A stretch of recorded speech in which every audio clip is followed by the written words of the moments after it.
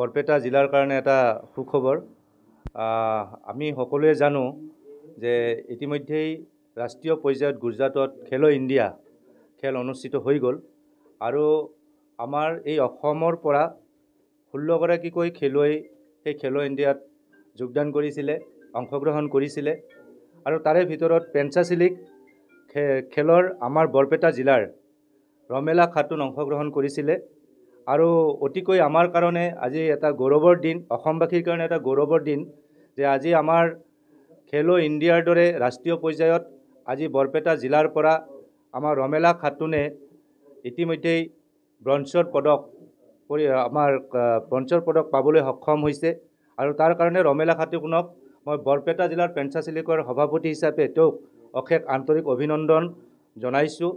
আৰু ইতিমধ্যেই আমাৰ অসমৰ মাননীয় মুখ্যমন্ত্ৰী ডক্টৰ হিমন্ত বিশ্ব শৰ্মা ডাঙৰীয়াই আৰু আমাৰ ক্ৰীড়া বিভাগে, অসম চৰকাৰৰ ক্ৰীড়া বিভাগে ইতিমধ্যেই আমাৰ সমগ্ৰ অসমতে ক্ৰীড়া জগতটোৰ কাৰণে যথেষ্টখিনি এতিয়া কাম আগবঢ়াই আছে আৰু তাৰে ভিতৰত আমাৰ যিহেতু পেঞ্চাচিলিক এনেকুৱা এটা খেল, এনেকুৱা এটা ক্ৰীড়া আজি ইতিমধ্যেই আমাৰ ৰাষ্ট্ৰীয় পৰ্যায়ত খেলিলে আৰু খুব কিছুদিন পিছতে অলিম্পিকতো আমাৰ এই পেঞ্চাচিলিকৰ খেলটো আজি আমাৰ বৰপেটা জিলাৰ পৰাই হওক, আমাৰ সমগ্ৰ অসমৰ পৰাই ইয়াতে যথেষ্ট খেলুৱৈ অংশগ্ৰহণ কৰিব আৰু যাৰ কাৰণে মই বৰপেটা জিলাৰ ক্ৰীড়া সন্থাৰ আমাৰ পেঞ্চাচিলিকৰ সভাপতি হিচাপে অসম চৰকাৰক মই এটা অনুৰোধ জনাম যাতে এই খেলটোৰ প্ৰতি যি ব্যৱস্থা কৰিব লাগে, আমাৰ প্ৰশিক্ষণৰ ক্ষেত্ৰতে হওক, তেনেকুৱা ব্যৱস্থা যাতে ক্ৰীড়া সন্থাই আমাক যাতে আৰু সহযোগ কৰে আৰু সহযোগ কৰাৰ এইকাৰণে মই আহ্বান জনাইছোঁ যে আমাৰ এই পেঞ্চাচিলিক খেলটো ইতিমধ্যেই যথেষ্টখিনি আমাৰ অসমত চুকে কোণে গাঁৱে ভূঞে থকা যিসকল প্ৰতিভাশীল খেলুৱৈ আছে, এই খেলুৱৈসকলে ইতিমধ্যেই আমাৰ এই খেলটোত অংশগ্ৰহণ কৰিছে আৰু ইতিমধ্যে আপোনালোকে সকলোৱে দেখিছে যে আজি ৰমেলা খাতুনে ৰাষ্ট্ৰীয় পৰ্যায়ত আজি আমাৰ এই পেঞ্চাচিলিক খেল খেলি ব্ৰঞ্জৰ পদক আজি আনিবলৈ সক্ষম হৈ আজি আমাৰ সমগ্ৰ অসমৰ নাম উজ্বলাইছে আৰু তাৰ কাৰণে অসমৰ মাননীয় মুখ্যমন্ত্ৰীৰ লগতে ক্ৰীড়া বিভাগক মই অশেষ ধন্যবাদ জনাইছোঁ। আগন্তুক দিনত যাতে অসমৰ মুখ্যমন্ত্ৰীৰ লগতে আমাৰ ক্ৰীড়া বিভাগটোৱে যাতে আমাৰ এই খেলটোৰ প্ৰতি যাতে যথেষ্টখিনি সঁহাৰি জনায়, তাৰ বাবেও মই অসম চৰকাৰক মই অনুৰোধ জনাইছোঁ। আমাৰ গুজৰাটত অনুষ্ঠিত কৰিছিলে আৰু এই গুজৰাটত আমাৰ অসমৰ পৰা 16জন খেলুৱৈ অংশগ্ৰহণ কৰিছিলে, তাৰে ভিতৰত বৰপেটা জিলাৰ পৰা আমাৰ ৰমেলা খাতুন অংশগ্ৰহণ কৰিছিলে আৰু তেওঁ ব্ৰঞ্জৰ পদক পাবলৈ সক্ষম হৈছে।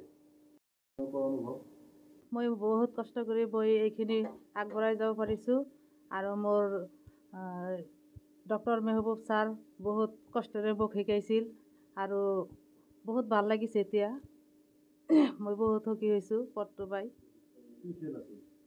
খেলো ইণ্ডিয়া আছিল পেঞ্চাচিলাত গুজৰাটত অনুষ্ঠিত হৈছিল। 22 মে' তাৰিখত হৈছিল খেলটো। ভালেই লাগিছে এতিয়া। হয়, মই অসমবাসীক আন্তৰিক শুভেচ্ছা জনাইছোঁ। ডক্টৰ মেহবুবুৰ ৰহমান। মই এই পেঞ্চাচিলাত খেলটো প্ৰথমবাৰত মানে বৰপেটা জিলাত 2019 চনত আনিছোঁ আৰু আমাৰ যিহেতু ভাৰত চৰকাৰে এইটো 2023ত নেশ্যনেল গেমছ গোৱাত আমাৰ এই খেলটো খেলা হৈছিল আৰু মান্যতা দিয়া হৈছিল। অল ইণ্ডিয়া পুলিচ গেমছতো এই খেলটো খেলা হয় আৰু ইতিমধ্যে খেলো ইণ্ডিয়া বিচ গেমছত এই খেলটো অন্তৰ্ভুক্ত কৰা হৈছে আৰু খেলোৱা হৈছে। অসমৰ পৰা আমাৰ 16গৰাকী খেলুৱৈ গৈছিল, এজন আমাৰ বৰপেটা ডিষ্ট্ৰিক্টৰ পৰা ব্ৰঞ্জ পাবলৈ সক্ষম হৈছে। এই খেলটো মানে মই অতি কষ্টৰে মানে এই খেলটো বৰপেটা জিলাত মই মানে বিয়পাই আছোঁ বিভিন্ন ক্লাব আৰু দল সংগঠনৰ মাজেৰে। কিন্তু এই খেলটো যিহেতু আমাৰ মাৰ্চেল আৰ্ট গেম, অন্য খেল যেনেকুৱা কাৰাটে, কুমফু, উচু ইত্যাদি, এই খেলটো নতুন খেল যিহেতু আৰু মাৰ্চেল আৰ্ট খেলত এটা শাৰীৰিক পৰিশ্ৰমৰ দৰকাৰ হয়। সেইকাৰণে এই খেলটোৰ প্ৰতি যাতে সকলোৱে আগবাঢ়ি আহে, ল'ৰা ছোৱালী আগবাঢ়ি আহে। এই খেলটো খেলিলে আপোনাৰ মানে শৰীৰৰ যিটো সুস্থতা দিনে দিনে বাঢ়িব, উন্নত হ'ব আৰু বেমাৰৰ পৰা মই ডক্টৰ হিচাপে ক'ব পাৰোঁ যে এই খেলটো খেলিলে আপুনি একদম নিশ্চিন্তে মানে আৰোগ্য হৈ থাকিব। এয়ে ক'ব লগা। আৰু আমি বহুতো সুখী হৈছোঁ যে মোৰ এজনী ছাত্ৰী, এজনী মাতৃ হয় তেওঁ একচুৱেলি, তেওঁৰ 16 বছৰীয়া এজন ল'ৰা আছে, তেওঁ পেঞ্চাচিলাত খেলে, ষ্টেট লেভেললৈকে খেলিছে।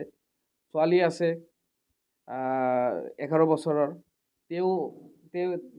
তেখেতৰ ছোৱালীও আমাৰ অল আছাম লেভেলত মানে সোণৰ পদক পাবলৈ সক্ষম হৈছে।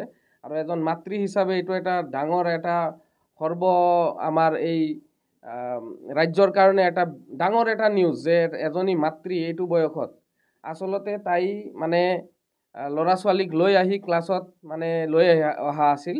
আৰু তেখেতসকলৰ ট্ৰেইনিঙৰ লগে লগে তেওঁ যিখিনি শিকিছে সেইখিনিৰ পৰা আয়ত্ত কৰি আজি সৰ্বভাৰতীয় লেভেলত তেওঁ নিজৰ নামটো উজ্বলাব পাৰিছে। আৰু আমাৰ নামো মানে এটা বৃহৎ লেভেলত লৈ গৈছে। আৰু আমাৰ জিলাৰ কাৰণে এইটো এটা ডাঙৰ খবৰ। ধন্যবাদ।